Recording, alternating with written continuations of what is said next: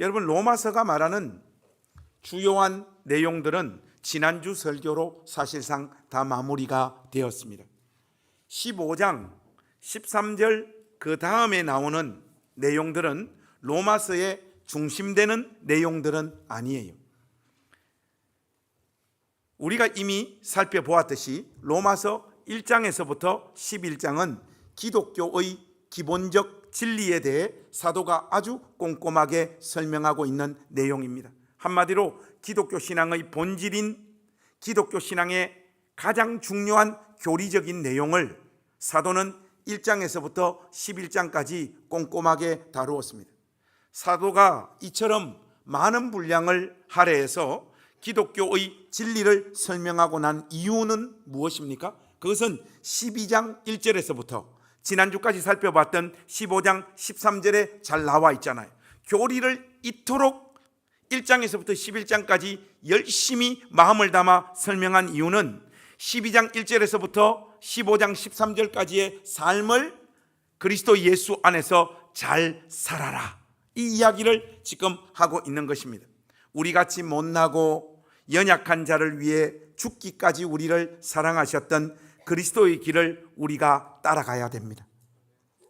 그 이론적 기초를 사도는 앞에서 놓고 있고 그 후반부에 강조했던 거예요. 사도는 바로 그렇게 하나님 형상대로 지음받은 사람들을 사랑하고 섬기는 그 삶을 통하여 하나님께서 영광을 받으심을 강조하고 있습니다. 오늘 이 말씀은 기독교의 진리를 설명하고 어떻게 살아야 하는지도 설명을 다 끝내놓고 난 다음 사도 자신이 어떻게 자기에게 주어진 사역을 감당했는지를 고백하고 설명하고 있는 내용입니다. 그래서 여러분 14절과 15절 말씀 우리 먼저 한번 소리내서 한번 읽어봤으면 좋겠습니다. 14절 15절 같이 읽겠습니다. 시작. 내 형제들아, 너희가 스스로 선함이 가득하고 모든 지식이 차서 능히 서로 권하는 자임을 나도 확신하노라. 그러나 내가 너희로 다시 생각나게 하려고 하나님께서 내게 주신 은혜로 말미암아 더욱 담대히 대략 너희에게 섰노니. 여러분, 사도는 먼저 로마 교회를 칭찬하고 있습니다. 여러분, 칭찬의 내용이 뭡니까? 이 편지를 보낸 이유와 목적을 칭찬 안에 담아서 지금 언급을 하고 있는데, 사도는 로마 교회가 선함이 가득하고 모든 지식이 차서 서로 권하는 사람들이다, 이렇게 격려하고 칭찬하고 있습니다. 여기서 말하는 이 모든 지식은 당연히 하나님 말씀을 뜻하죠. 논리적인 흐름에서 보자면, 그러니 이제 너희들에게는 나는 더 이상 할 말이 없다, 이렇게 문장이 흘러가야 됩니다. 그런데 15절 말씀에 보니까 내가 너희로 다시 생각나게 하려고 하는 표현이 담겨 있습니다. 담대히 너희들에게 다시 너희로 하여금 생각나게 하려고 담대히 너희들에게 이 편지를 보낸다, 이 말을 지금 하고 있는 것이죠. 사도가 로마 교회 가족들에게 다시 생각나게 하려고 했던 것은 무엇일까요? 그것은 로마 교회 가족들이 이미 알고 있었던 하나님의 말씀, 더 구체적으로 이야기하자면 우리 주 예수 그리스도의 복음이며, 더 나아가 이 복음이 어떤 결과를 만들어낼 수밖에 없는지를 이야기하는 내용들입니다. 이처럼 여러분, 복음이라고 하는 것은 한 교회 안에서 계속해서 반복해서 선포되어져야 되는 내용입니다. 어떤 분들이 그래요. 목사님, 제가 다닌 교회 목사님은 같은 설교가 매주 반복되어져요, 이렇게. 여러분들은 우리 교회 다니시면서 좀 어떻게 느끼십니까? 매주 다른 설교가 진행되어지는 것 같습니까? 아니면 같은 내용을 말만 좀 바꾸어서 계속 반복하고 있는 것 같습니까? 후자 같습니까? 집사님은 저하고 안 맞아, 확실히. 목사의 설교의 내용이 반복되어지는 것은 변명하려고 그러는 것이 아니라 설교의 본질이 그런 측면이 있어요, 여러분. 하나님의 말씀, 예수 그리스도의 복음은 반복해서 매주 선포되어지고 여러분 심장에 가닿아야 되는 내용인 줄로 믿습니다. 여러분, 이거 왜 그런가 하면 교회 안에는 여전히 십자가 지신 예수님을 자신의 구세주와 주님으로 믿지 않은 채 예배의 자리에 앉아 있는 사람이 항상 존재하기 때문에 그래요. 영국의 마틴 로이드 존스가 의사였는데 의사직을 포기를 하고 하나님께서 강력하게 콜링하시니까 의사직을 포기하고 하나님 말씀을 전하는 사람이 돼요. 사모님도 의사셨는데 약혼자였던 로이드 존스가 목사가 된다고 하니까 역시 사모님도 의사직을 포기를 하고 두 분이 목회하러 났어요. 그 샌즈필즈라고 하는 곳에 가서 처음 목회를 하는데 로이드 존스의 소신이 뭔가 하면 예배당 안에는 항상 불신자들이 앉아있고 불신자가 앉아있지 않는 날이 없다라는 거예요. 그래서 로이드 존스는 일주일에 한 번 반드시 복음 설교가 교회 안에서 선포되어져야 된다. 이게 로이드 존스의 소신이었어요. 로이드 존스가 첫 목회지에서 매주 복음 설교를 전하는데 여기서 여러분 어떤 일이 벌어지는가 하면 함께 그 길을 따라 나섰던 사모님이 로이드 존스 목사님 설교를 듣고 회심하고 거듭나고 주님을 인격적으로 만나는 일이 벌어집니다. 그런데 여러분 이게 조금 이상하지 않습니까? 남편 가는 그 일을 위하여 의사직도 내던지고 그 목회직에 따라 나섰던 사모님이 스스로를 생각할 때 자기가 예수 안 믿는 사람이라고 생각했겠냐고요. 당연히 예수님 잘 믿고 예수님을 위해서 자기의 인생을 드리고 헌신한다라고 하는 마음으로 목회지에 나섰을 거 아니에요. 그런데 남편이 전하는 그 치열하고 논쟁을 아주 철저하게 하면서 선포하는 로직 온 파이어, 로이드 존스의 설교의 특징이 불붙는 논리예요. 논리적인데 엄청 가슴 뜨거운 메시지를 전했단 말이죠. 그 남편의 불붙는 논리로 펼쳐지는 복음 설교를 듣고 사모님이 주님을 만나게 됩니다. 무슨 말이냐? 예배당 안에는 자기가 거듭난 하나님의 백성이 아님에도 불구하고 자기는 하나님의 백성이라고 착각한 채 앉아있는 사람들이 많이 있다라는 거예요. 목사님, 그런 사람이 과연 누굽니까? 지금부터 여러분 우리 한번 확인시킵시다. 바로 니다. 우리 옆에 사람에게 한번 합시다. 시작. 이렇게 말하니까 여러분들 잘 안 하는 것 같은데 이렇게 한번 해봅시다. 니 안 믿는 거 내가 다 알고 있어. 한마디. 여러분 자기 스스로가 하나님 자녀가 아니라는 것을 알고 있는 사람도 있어요. 그냥 교회 다니는 사람도 있고 하나님 자녀가 아닌데 하나님 자녀라고 확신한 채 교회를 다니는 사람도 있어요. 이런 사람들이 여기저기에 다 앉아있기 때문에 매주 이 강단에서는 복음 설교가 선포되어져야 된다. 그 로이드 존스의 소신인데 사실은 하나님 말씀이 그것을 요청하고 있습니다. 평생에 듣던 말씀 또 들려주시오. 여러분들 우리가 그렇게 찬송하고 노래하지 않습니까? 또 복음을 알고 믿고는 있지만 그 복음의 의미와 능력이 인생을 경험하는 이 삶의 무게로 인해 가지고 복음의 능력이 자기 삶에 전혀 나타나지 않는 채 자기 인생을 통과하는 신자들도 이 예배당 안에는 많이 있습니다. 이런 사람들로 인해서 복음 설교는 매주 그리스도의 복음은 매주 이 강단에서 선포되어져야 되는 것이죠. 사도는 다시 한번 로마 교회 가족들이 그리스도의 복음을 제대로 이해하고 이 복음으로 말미암는 은혜와 기쁨에 사로잡히기를 원하고 있는 것이죠. 이 사도의 마음은 저의 마음이기도 합니다. 우리 나전당 교회 가족들이 이런저런 거 쫓아서 사는 것이 아니라 그리스도의 영광스러운 이 복음에 압도되어지는 경험을 여러분 평생 반복하고 경험하는 은혜가 있기를 우리 주님의 이름으로 축복합니다. 성령의 능력이 여러분을 사로잡아서 복음의 능력을 진실로 맛보면서 여러분 인생을 통과할 수 있기를 주의 이름으로 축복합니다.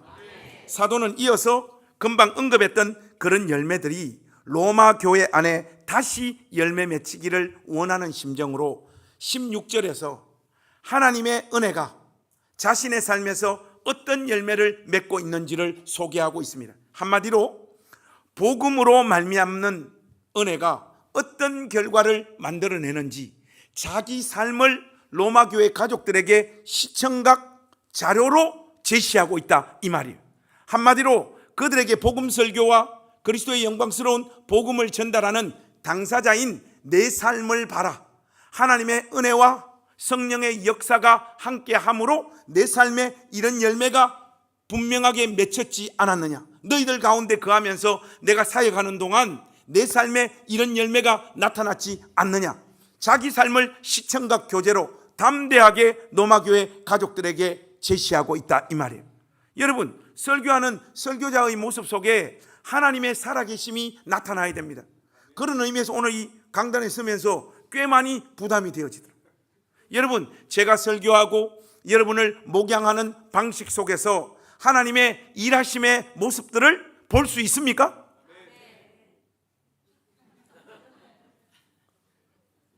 여러분들이 아멘을 쥐어짜서 하시는 것 같아요. 여러분, 우리 16절 말씀을, 사도의 고백을 우리 한번 들어보십시다. 시작. 이 은혜는 곧 나로 이방인을 위하여 그리스도 예수 일꾼이 되어 하나님의 복음의 제사장 직분을 하게 하사 이방인을 제물로 드리는 것이 성령 안에서 거룩하게 되어 받으실 만하게 하려 하심이라. 하나님께서 자신에게 은혜를 주신 목적은 이방인들에게 보내심을 받은 그리스도의 일꾼이 되게 하려 하시는 것이다, 이렇게 말하고 있습니다. 여러분, 16절 초반부에 보면 그리스도 예수의 일꾼이라고 하는 표현이 등장하고 있고, 그 표현 바로 뒤를 이어서 복음의 제사장 직분이라고 하는 단어도 등장하고 있는데, 여러분, 이 두 표현이 동의어예요. 일꾼이라고 하는 단어는 문맥에서 보자면 제사장으로서의 사역을 말하고 있는 것이 분명합니다. 그런데 여기서 우리가 꼭 기억해야 될 사실이 하나 있습니다. 그게 뭔가 하면 그리스도 예수의 일꾼, 복음의 제사장이라고 하는 이 직분은 보조적인 지위라는 거예요. 보조적인 지위. 사도가 일꾼이 되었다는 것은 우리의 대제사장 되시는 그리스도를 옆에서 돕고 섬기는 한 사람의 제사장으로서의 보조적인 역할을 말하는 거예요. 이 일이 한마디로 자기가 주도하는 일이거나 자기가 중심이 되어서 하는 일이 아니라는 거예요.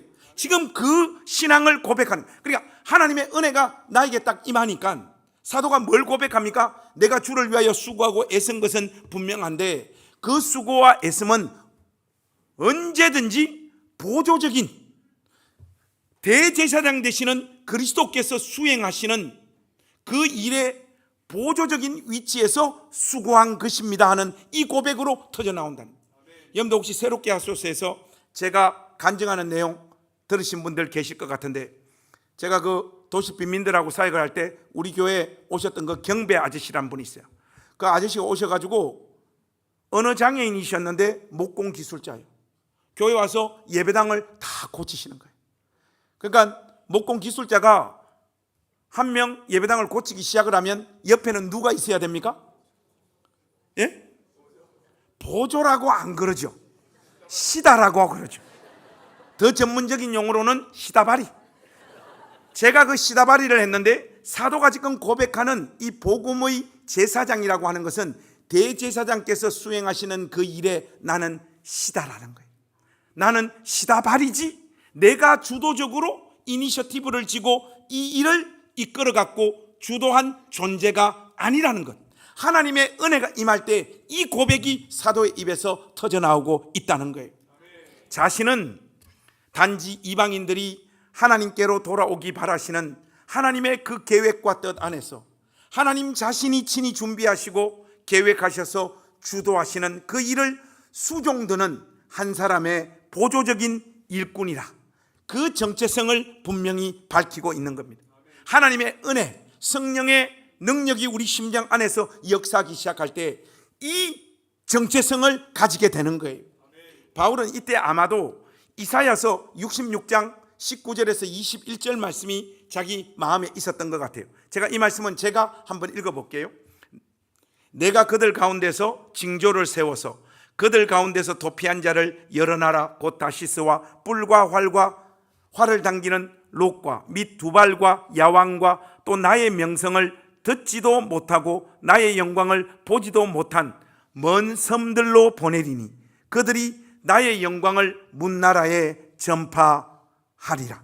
나 여호와가 말하노라. 이스라엘 자손이 예물을 깨끗한 그릇에 담아 여호와의 집에 드림과 같이 그들이 너희 모든 형제를 문나라에서 나의 성산 예루살렘으로 말과 수레와 교자와 노새와 낙타에 태워다가 여호와께 예물로 드릴 것이요 나는 그 가운데서 택하여 제사장과 레위인을 삼으리라. 여호와의 말이니라. 여러분, 이 구절을 자세히 살피고 여러분은 지금 들으셨지만 들어보시면 하나님께서 여러 나라들, 특히 이방 족속들이 본문의 다시스에 자신의 명성과 영광을 전파하시겠다라고 말씀하고 있습니다. 이때 이러한 이방인들을 예루살렘으로 데려와 하나님께 예물로 드리게 할 것이고 더 나아가 그 가운데서 제사장과 레위인을 삼겠다라고 말씀하고 있습니다. 그런데 여러분, 여기서 표현되어져 있는 이 문장들을 살펴보면 이 모든 일을 주도하고 실행하는 주체가 누구입니까? 하나님 자신이에요. 이 부분이 중요합니다. 바울은 자기 자신과 로마 공동체는 단지 이런 일을 친히 이루시는 하나님의 도구로 생각하면서 이사야서 66장 말씀을 자기 가슴에 담아 표현하고 있는 것이 분명해 보입니다. 교회가 있잖아요.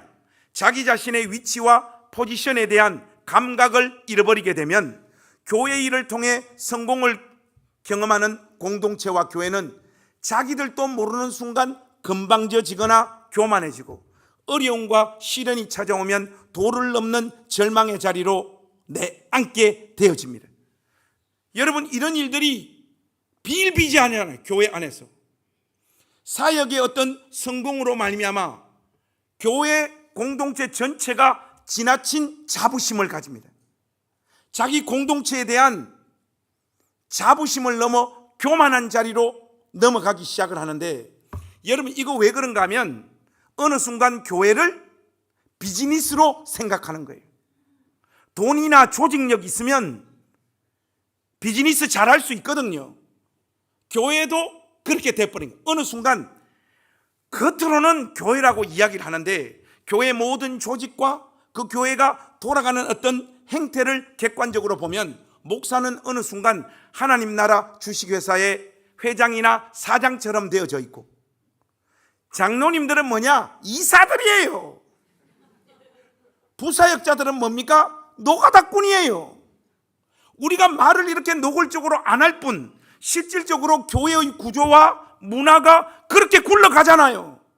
그리고 목회에서 사람들 좀 많이 모여들고 교회가 이름 나기 시작을 하면 어느 순간 자신감 뿜뿜 해가지고 교만해지기 시작합니다. 자기들의 수고와 애씀과 눈물이 오늘의 이 결과를 만들었다라고 하는 그 자의식이 자리 잡히기 때문에 교회 안에 그런 문화들이 형성되어지기 시작을 하는 거예요.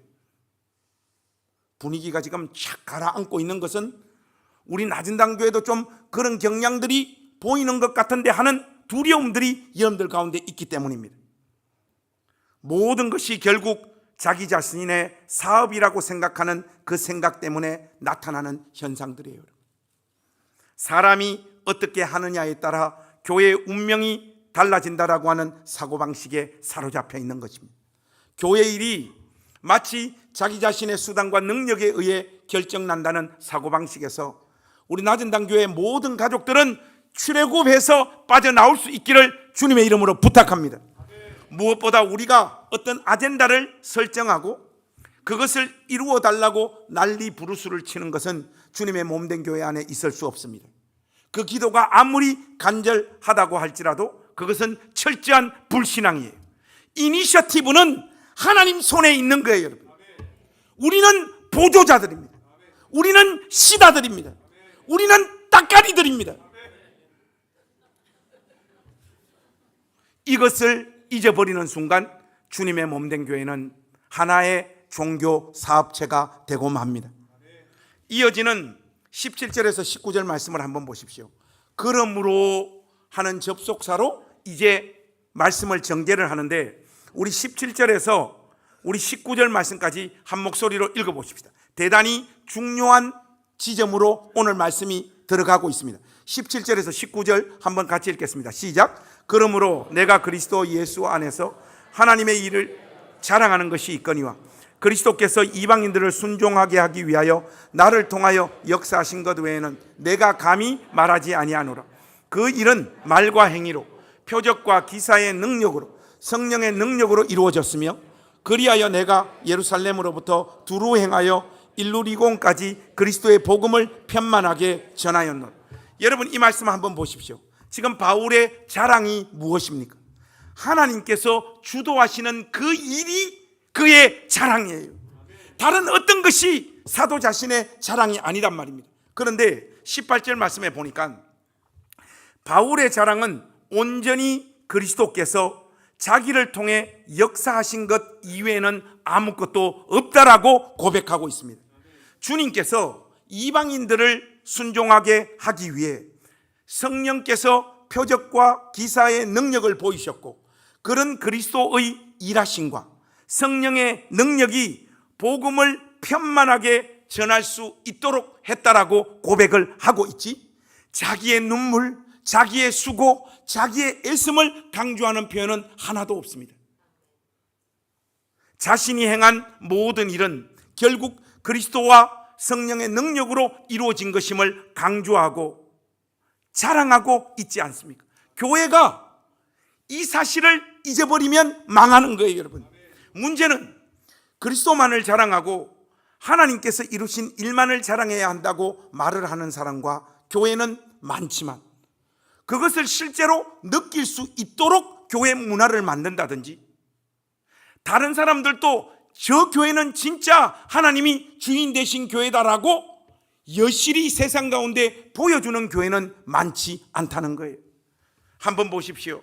우리 시대에 누구를 보면, 어느 교회를 보면 오직 그리스도만을 자랑하고 하나님을 높이는 것을 확인할 수 있습니까? 오늘날의 교회는 그리스도만을 자랑하고 높여야 한다는 말을 이용하여 오히려 자신들의 경건과 사역의 열매를 자랑하고 있지 않습니까? 왜 그런 거 있잖아요, 여러분. 말은 들어보면 다 맞아요. 말은 들어보면 굉장히 신앙적이고 은혜로운 이야기를 많이 하는데 뭔가 그 말을 들을 때 기분이 안 좋아. 이 재수가 없어. 이런 느낌을 주는 사람 있잖아요. 두 사람이 기도하러 성전에 올라가니 하나는 바리새인이요 하나는 세리라. 바리새인은 서서 따로 기도하여 이르되 하나님이여 나는 다른 사람들 곧 토색 불의 간음을 하는 자들과 같지 아니하고 이 세리와도 같지 아니함을 감사하나이다. 나는 일에 2번씩 금식하고 또 소득의 11조를 드리나이다. 여러분 느낌이 어떻습니까? 벌써 기분이 더럽잖아요. 교회나 어떤 사람의 신앙 고백을 들어보면 다 맞는 내용이에요. 우리가 하나님 앞에서 잘 감당해야 되는 이야기들을 하고 있는데 들어보면 기분이 안 좋아. 그런 사람들이 주로 예배 시간에 이 앞자리에 많이 앉아 있어요. 이런 사람들 의외로 많습니다. 사람이 다 느끼거든요. 제가 선교만큼 중요한 게 어디 있습니까? 여러분, 선교가 무엇입니까? 예배자가 없는 자리에 예배자를 세우러 가는 것이 선교사고 그것이 바로 선교인 줄로 믿습니다. 그런데 선교를 굉장히 강조하는 목사님 설교를 한 편 들었는데 다 맞는 말이에요. 내용도 아주 좋고, 그런데 그 선교를 강조하시는 그 자세나 태도를 보니까 어떤 느낌이 드는가 하면, 야 이 등신들아, 이렇게 중요한 선교를 너희들은 아직 안 하고 있냐? 그리고 이 중요한 선교를 어떻게 해야 되는지를 너희들은 알지 못하잖아. 지금부터 내가 너희들에게 선교를 어떻게 해야 되는지를 알려줄 테니까 잘 알아들어 처먹어라. 이런 느낌으로 막 하시는 거예요. 듣는데 기분이 안 좋은 거예요. 이런 경우들이 얼마나 많습니까? 하나님이 다 하셨습니다. 우리는 보조자입니다. 이렇게 정작 고백을 하지만 교회 안에서 이루어지고 있는 문화나 우리들의 말과 행동은 전혀 그렇지 않을 때 사람들은 영적인 존재이기 때문에 다 느낍니다, 여러분. 맞는 말을 싸가지 없게 하는 것은 아직 그 메시지가 그 메신저의 삶에 온전히 녹아있지 않다고 하는 결정적인 증거예요. 응기호 선생이 쓴 공부라는 책이 있습니다. 공부도 잘하고 돈도 잘 벌고 의식도 좋은 부모님이 한 분 계셨는데, 이 부모님 아래 자식이 한 명 있어요. 그래서 부모님은 깨어있는 사람이기 때문에 자식에게 공부를 열심히 해라, 성적을 강조하지 않아요. 그냥 네 하고 싶은 거 해, 그러면 돼, 나는 우리 딸이 행복하게 살면 그걸로 좋게. 보통 이런 집안 애들이 그저 행복하더라고요. 하지만 이 자식은 이를 바득바득 갈며 공부합니다. 그냥 미칠 때까지 공부를 해요. 스트레스 받는 것을 팍팍 티를 내면서 계속해서 공부합니다. 부모는 이런 자식의 모습이 이해가 되지 않아요. 그래서 부모가 부릅니다. 부모는 자식이 이해가 안 될 때마다 자식을 앉혀놓고 대화로 그 문제를 풀어가려고 해요. 우리 딸 무슨 문제가 있는 거니? 아빠한테 말해주면, 엄마한테 말해주면 안 되겠니? 아빠는 너의 마음을 다 이해한다. 여러분, 이렇게 하면 자녀들 마음 다 이해하는 것 같죠? 제가 언제 MG 전도사님 말씀드렸잖아요.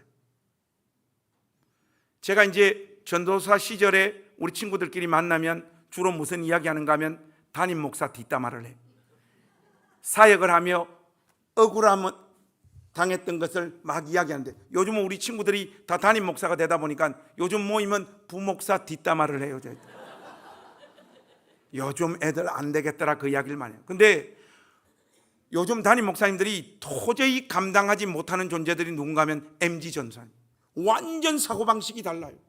근데 이 넉넉한 한 목사님이 사랑이 많으시니까 MG 전사님 자기가 이해할 수 있을 줄 알고 불렀어요. 그래, 김 전사 뭐가 문제고 사회 가는데 어려움 있으면 나한테 다 이야기해라. 내가 다 배려해주고 이해해줄게. 사회 가면서 제일 힘든 게 뭐냐 물으니까 MG 전사님 하시는 말씀이 주일날 교회 오는 게 제일 힘들어요. 여러분, 이해할 것 같지만 이해가 안 된단 말이죠. 이 부모도 애 붙잡아 놓고 엄마 아빠는 너에게 공부를 강요하지도 않고 공부시키지도 않았는데 너는 왜 이렇게 스트레스 받아가면서 공부를 바득바득 하니? 그것도 그 스트레스 받은 티를 내면서 도대체 뭐가 문제니?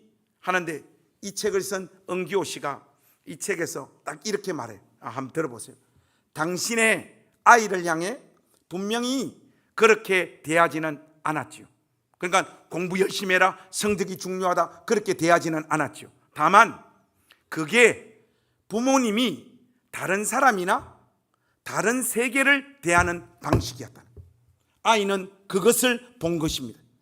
그러니까 자기 자녀에게는 의식 있게 세련되게 공부가 중요한 게 아니다, 건강하게 자라서 행복하게 살면 된다라고 말을 했지만, 그 사람이 일상의 삶을 살아갈 때 다른 사람이나 자연스럽게 뿜어져 나오는 모습들은 엘리트의 자리에서 엘리트가 되지 못하면 네 인생은 망한다, 이런 분위기를 역력하게 풍기는 것을 딸 아이가 보고 느꼈기 때문에 그것이 엄마 아빠의 진심이라고 생각한다는 거예요. 그러니까 아버지하고 엄마가 이런 생각을 진짜 하지도 않으면서 딸에게는 좋은 아빠, 좋은 엄마로서 폼 잡으려고 그냥 그 말을 한 것뿐이, 교회도 마찬가지입니다. 다 하나님께서 하셨습니다. 우리는 보조자입니다 고백을 하지만 여기 안에서 만들어지고 있는 문화는 전혀 그렇지가 않는데 그게 진심일 수가 있겠습니까? 여러분, 존재의 발산, 아우라가 공부 못하고 돈 없고 교양 없고 의식이 진보적이지 못한 사람을 경멸하는 방식으로 살면서 자기 자식에게 그 아무리 고상하게 공부는 중요하지 않다라고 이야기한들 자식이 눈치채지 못하겠냐고요. 우리가 이런 부분에서 실패하고 있는 거예요. 여러분, 명목상 그리스도만을 자랑하지 않는 교회와 신자가 어디 있습니까? 전부 다 합니다. 구호와 방향과 꿈과 비전과 외침은 좋은 이야기들이 예배당 안에 교회 안에 난무하고 있습니다. 문제는 정작 그것이 그 교회와 그 메시지를 전하는 메신저의 존재 안에 새겨진 교회와 설교자는 의외로 별로 없더라는 거예요. 바울은 진실로 그리스도만을 자랑했고 하나님께서 이루신 일만을 높인 사람입니다. 그런데 그 결정적인 증거를 제시하고 있어요.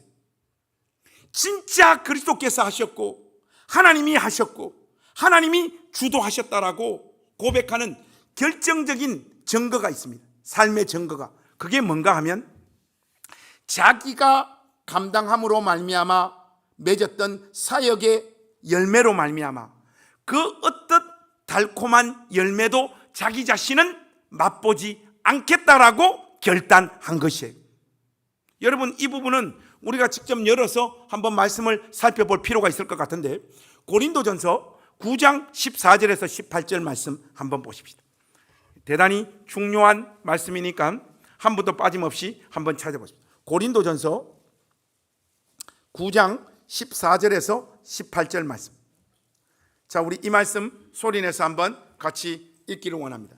고린도전서 9장 14절에서 18절 같이 읽겠습니다. 시작. 이와 같이 주께서도 복음 전하는 자들이 복음으로 말미암아 하나도 쓰지 아니하였고, 또 이 말을 쓰는 것은 내게 이같이 하여 달라는 것이 아니라 내가 차라리 죽을지언정 내 자랑하는 것을 헛된 대로 돌리지 못하게 하리라. 내가 복음을 전할지라도 자랑할 것이 없으면 내가 부득불할 임이라. 만일 복음을 전하지 아니하면 내게 화가 있을 것이로다. 내가 내 자의로 이것을 행하면 상을 얻으려니와 내가 자의로 아니한다 할지라도 나는 사명을 받았노라. 그런즉 내 상이 무엇이냐? 내가 복음을 전할 때 값없이 전하고 복음으로 말미암아 내게 있는 권리를 다 쓰지 아니하는 이것이로다. 여러분, 바로 이거예요. 하나님이 주도하셨고 하나님이 이루셨다는 것을 진실로 고백하는 사람은 주를 위하여 고생하고 수고하고 아파하며 감당했던 그 사역, 그래서 맺혀진 그 사역의 열매를 자기 자신은 따먹지 않겠다 결단하고 실질로 그 삶을 사는 것, 그것만이 그 일을 하나님께서 하셨음을 분명하게 믿고 있는 증거가 되어지는 거예요. 그런데 여러분, 교회 한번 보세요. 여러분, 우리 다 알잖아요. 누가 누구를 속입니까? 교인 수가 많을수록 담임 목사의 삶이 윤택해지잖아요. 진짜 우리 시대에 많은 설교자와 목회자들이 왜 자기 교회 사람들 많이 오기를 꿈꿀까? 진짜 이유와 동기가 뭘까? 진짜 이유와 동기가 뭘까? 여기서 사람들이 좀 더 모여야지 제가 벤츠를 탈 수 있다고요, 여러분. 내가 지금 타고 있는 게 엘란트란지 소나타인지 이름을 잘 모르겠는데,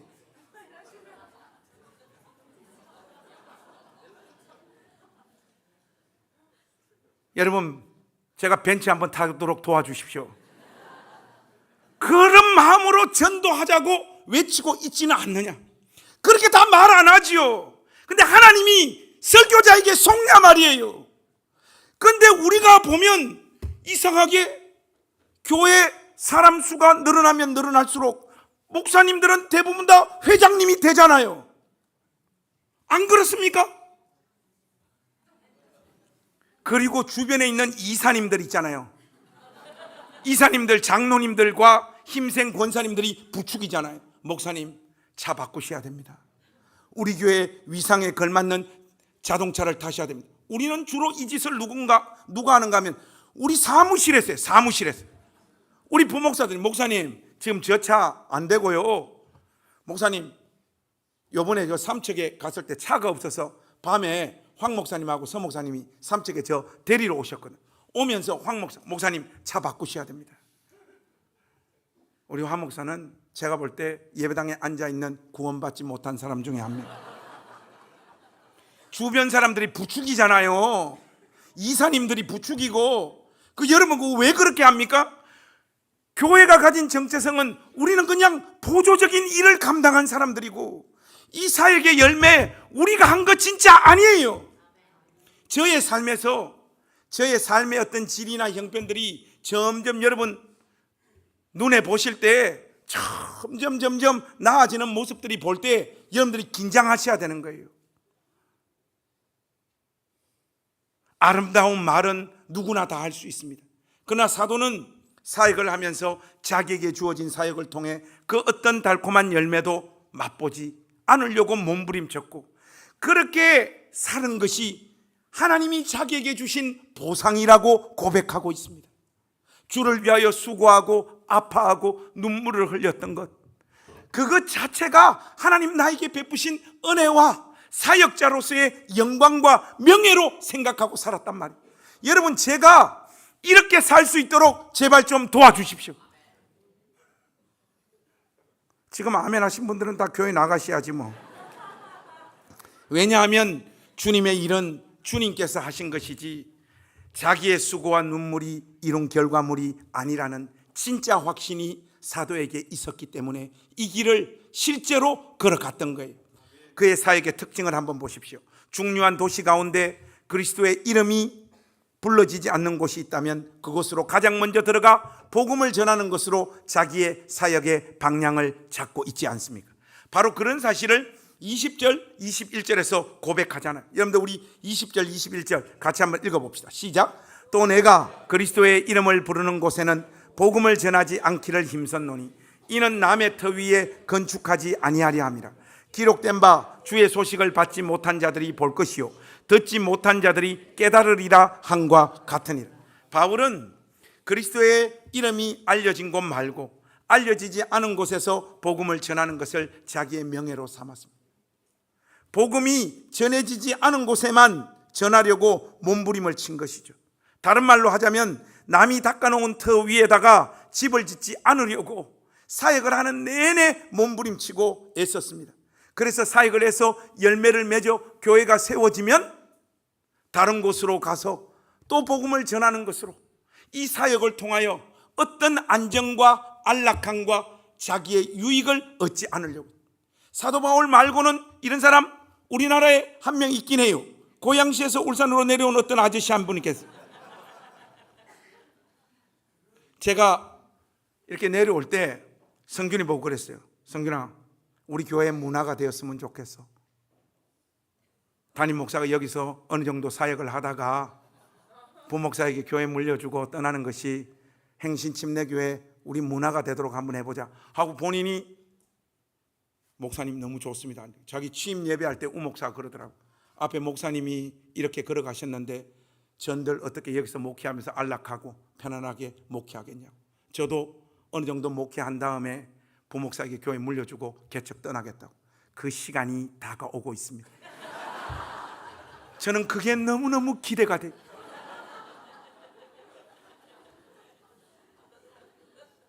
바울은 이 사역을 통해 그 어떤 스윗한 열매도 챙기지 않겠다는 강력한 의지를 천명했고 실질적으로 한평생 그렇게 살았습니다.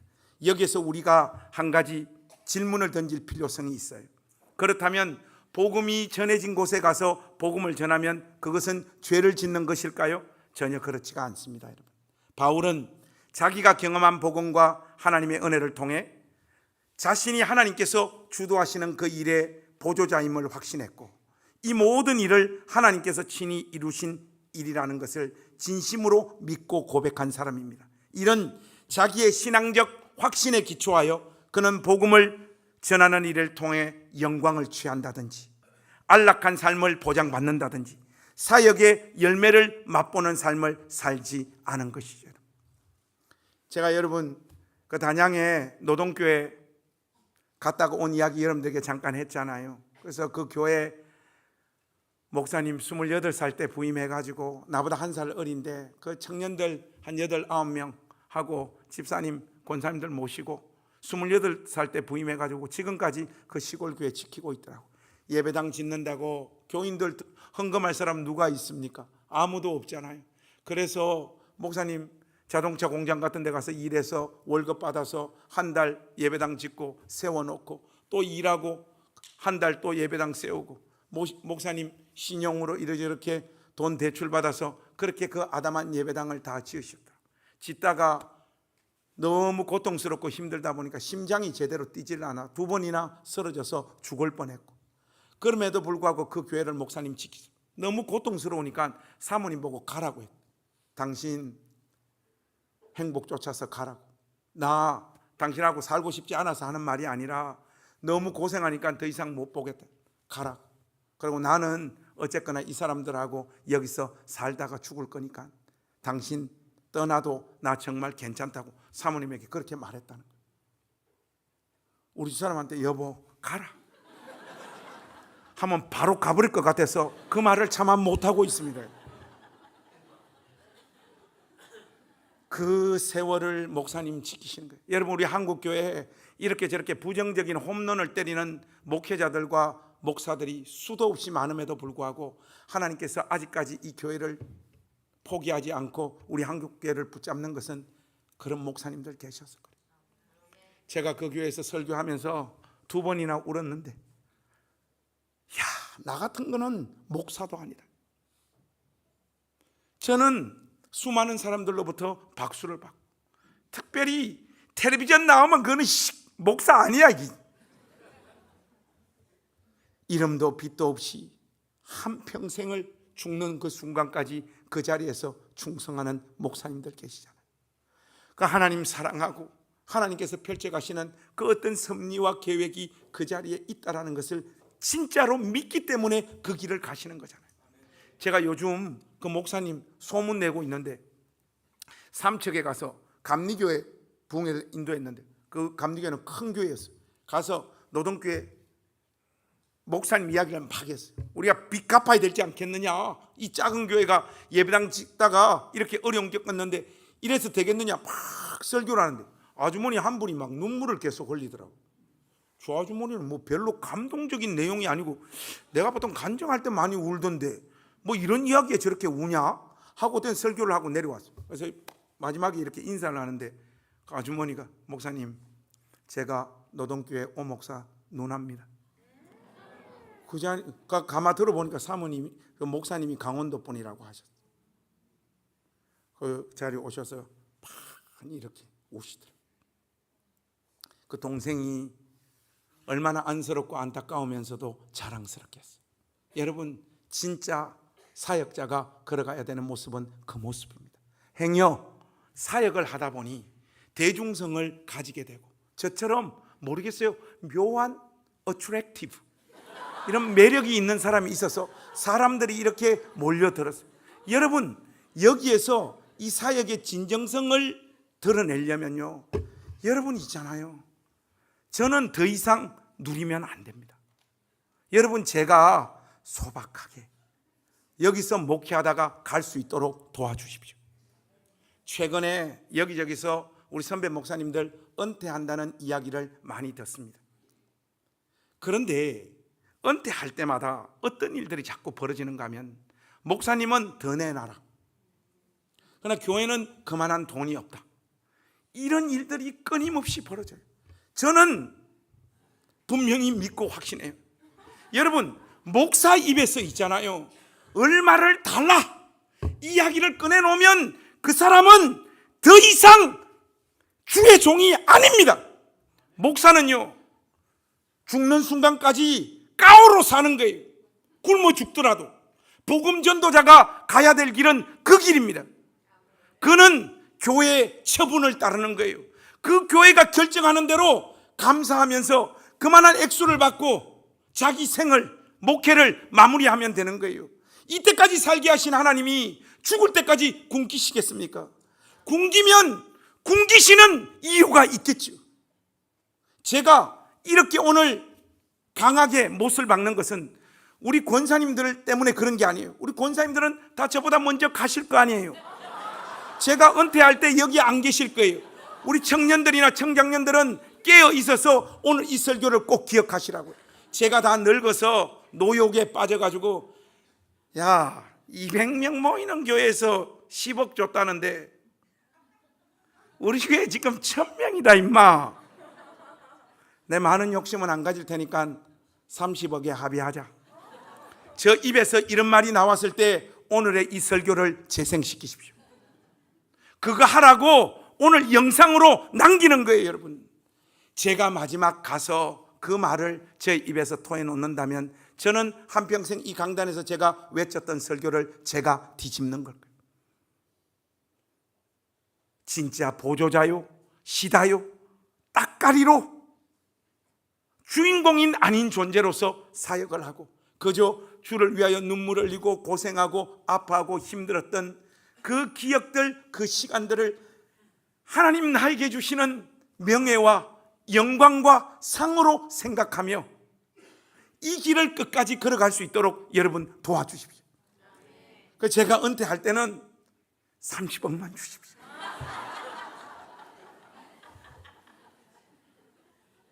사랑하는 우리 나전당교회 가족 여러분, 이제 곧 8월이 되면 우리 교회가 3주년이 됩니다.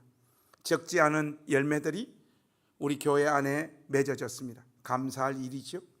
여기까지 오는데 정말 고마운 분들 많았습니다. 울산 와서 애먹인 성도들도 많았지만 사실은 계셔서 위로가 되고 힘이 되었던 분들이 많아요. 특히 우리 권사님들에게 저는 너무너무 감사해요.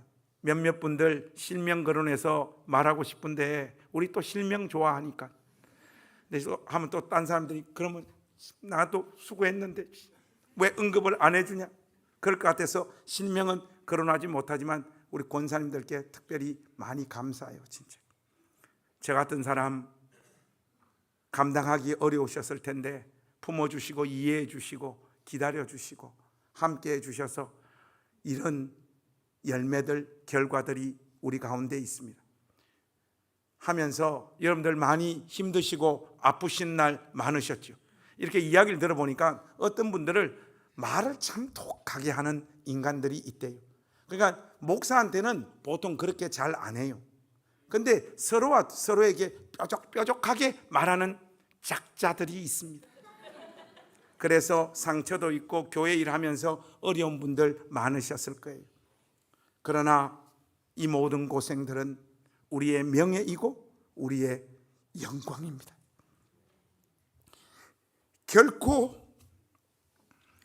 목회하고 교회를 세워가면서 힘들고 괴로웠던 날들, 순간들, 고생과 아픔이 아닙니다.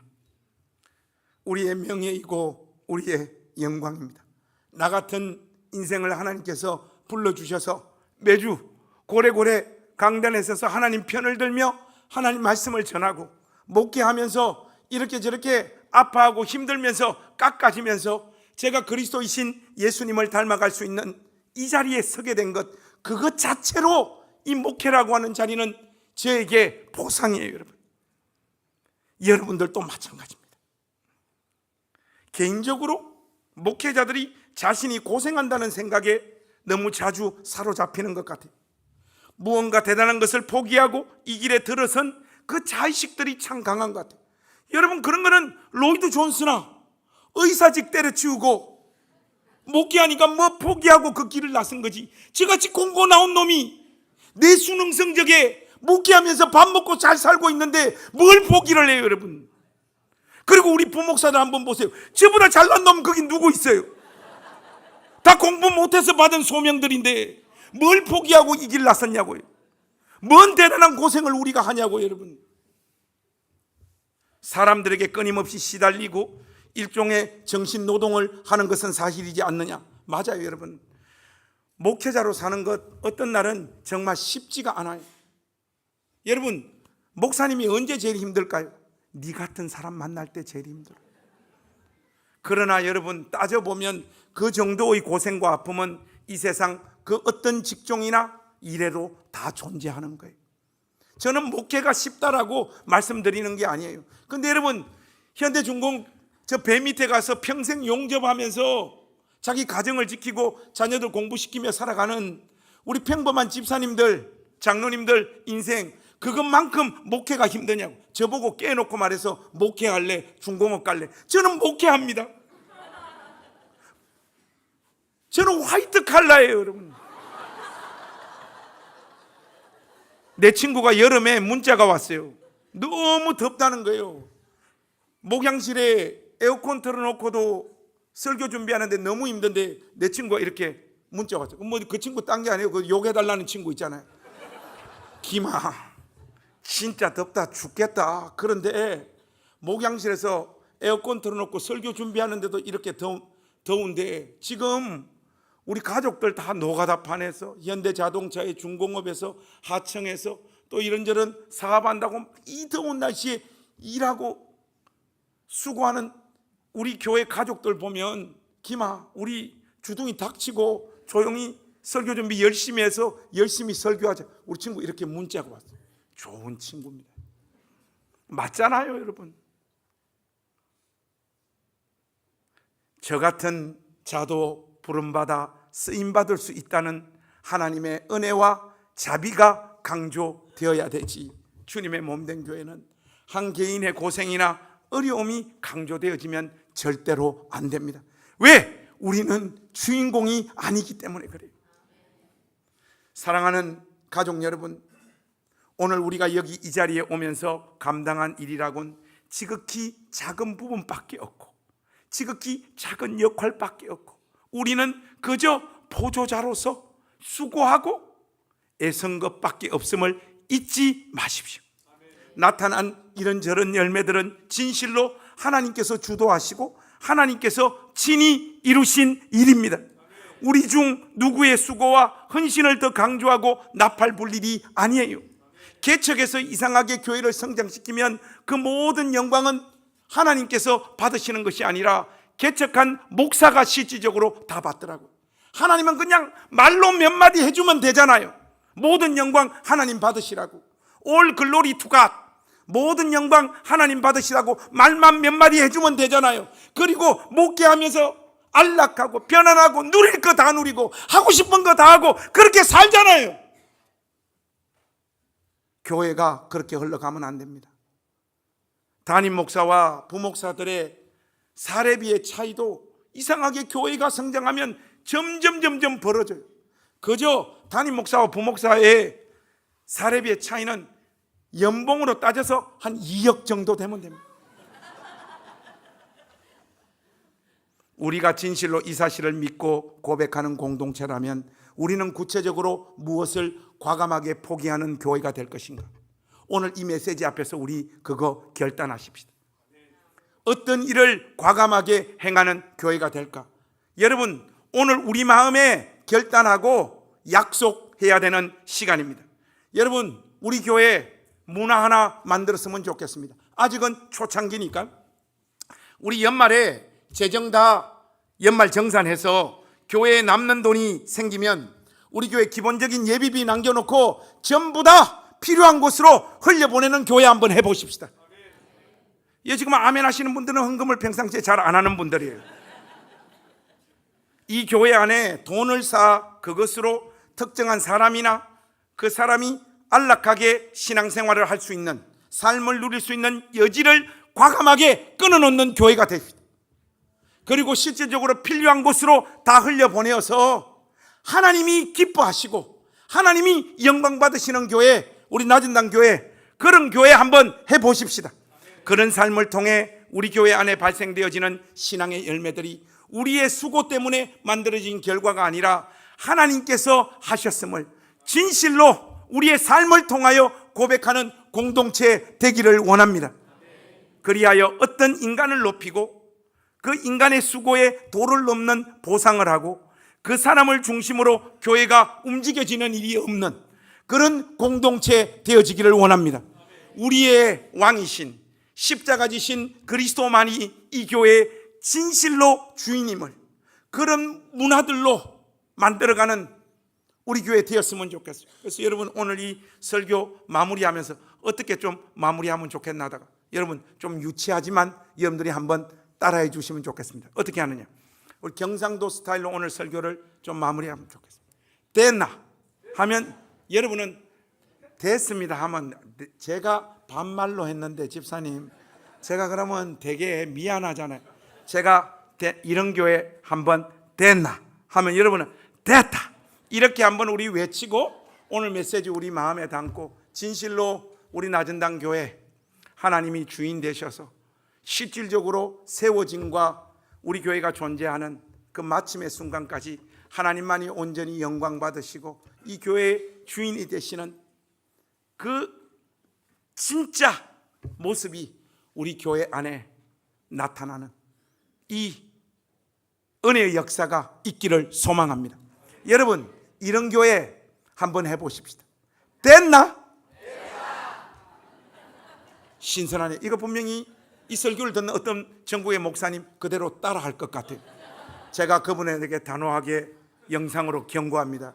저의 특허입니다. 하지 마십시오. 그런 의미에서 재밌으니까 한 번 더 하겠습니다. 여러분, 이런 교회 됐나? 그리하여 이곳에 하나님만이 온전히 영광받는 그런 역사가 있기를 원합니다. 우리는 주인공이 아닙니다. 보조자로 남아서 일평생 하나님을 기쁘시게 예배하는 그런 존재로 남으십시다. 기도하겠습니다.